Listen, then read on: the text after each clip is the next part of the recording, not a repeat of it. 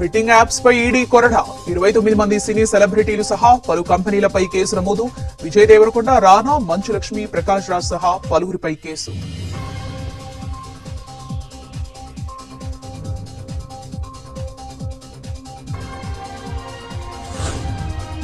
ఇవాళ తెలంగాణ కేబినెట్ సమావేశం, పలు కీలక నిర్ణయాలకు ఆమోదం.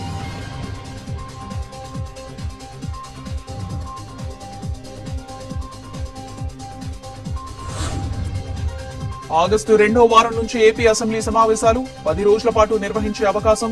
కూటమి ప్రభుత్వం ఏడాది పాలనపై సభలో ప్రత్యేక చర్చలు. వివిధ అంశాలపై పవర్ పాయింట్ ప్రెజెంటేషన్.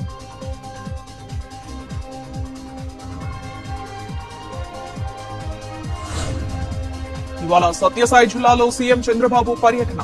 కొత్త చెరువు స్కూల్లో పేరెంట్ టీచర్ మీటింగ్ కు హాజరు. అన్ని ప్రభుత్వ, ప్రైవేట్ పాఠశాలల్లో కార్యక్రమం. పాఠశాల విద్యలో తల్లిదండ్రుల పాత్ర, ఉపాధ్యాయుల సహకారంపై చర్చ.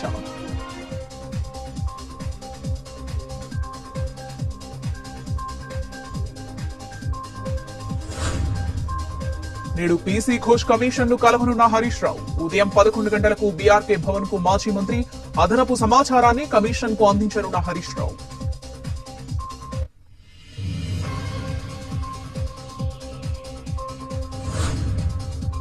ఫోన్ ట్యాపింగ్ కేసులో దర్యాప్తు వేగవంతం. నేడు మరోసారి సిట్ విచారణకు ప్రభాకర్ రావు. కీలకంగా మారిన call data, WhatsApp, face time chatting. ఇప్పటికే సెల్ ఫోన్, ల్యాప్టాప్ ను సీజ్ చేసి ఎఫ్ఎస్ఎల్ కు పంపిన అధికారులు.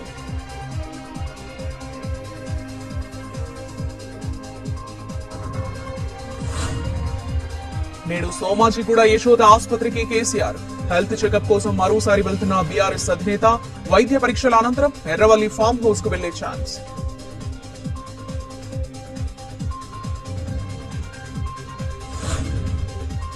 ఏపీ మద్యం కుంభకోణం కేసులో కీలక పరిణామం. నిందితుల ఆస్తుల జప్తుపై సిట్ దాఖలు చేసిన పిటిషన్ పై విచారణ ఈ నెల 11కి వాయిదా వేసిన ఏసీబీ కోర్టు.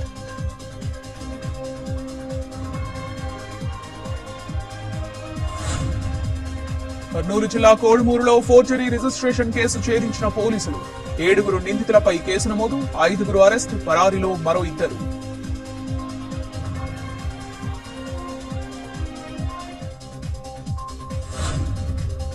నోబెల్ బహుమతికి తాను అర్హుడనన్న కేజ్రీవాల్. బీజేపీ అడ్డంకులు సృష్టించినా సమర్థవంతమైన పాలన అందించినట్లు వెల్లడి. మాజీ సీఎం వ్యాఖ్యలు హాస్యాస్పదమన్న కాషాయ పార్టీ నేతలు. అవినీతితో కూడిన అసమర్థ పాలన అందించారని ఆరోపణ.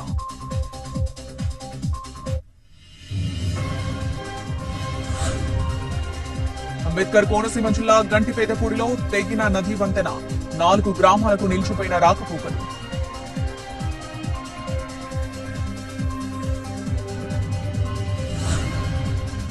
ఉత్తరాఖండ్ బద్రీనాథ్ మార్గంలో విరిగిపడ్డ కొండ చర్యలు. కొనసాగుతున్న రోడ్డు పునరుద్ధరణ పనులు.